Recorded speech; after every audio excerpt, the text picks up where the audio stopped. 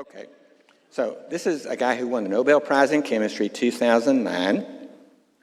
And here's what he recently was quoted as saying: "It is virtually impossible to imagine how a cell's machines, which are mostly protein-based catalysts called enzymes, could have formed spontaneously as life arose from non-living matter.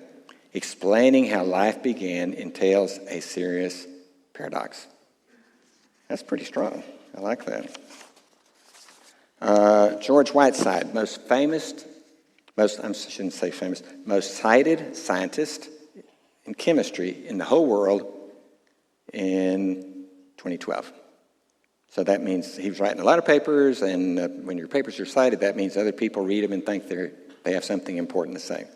Some people write a lot of papers and nobody reads them, but okay. Here's what he had to say. "I don't understand how you go from a system that's random chemicals to something that becomes, in a sense, a Darwinian set of chemical reactions that are getting more complicated spontaneously. I just don't understand how that works." And then he did a TED Talk.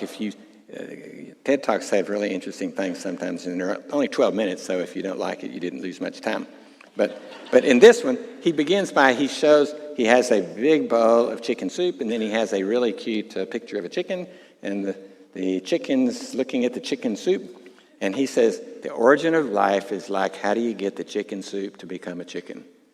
Isn't that a cute analogy? Yeah, that's what we're talking about, reverse engineering. Okay. Robert Shapiro. Now, Robert Shapiro is writing this in 2003. Maybe it's even later than that. It reflected his thinking all the way till he died. But much after he had reviewed our book, by about 20 years, he says, "A profound difficulty exists, however, with the idea of RNA or any other replicator at the start of life.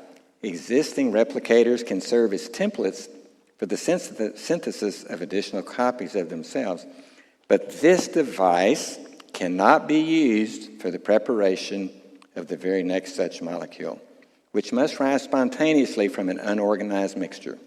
The formation of an information-bearing homopolymer through undirected chemical synthesis appears to be very improbable."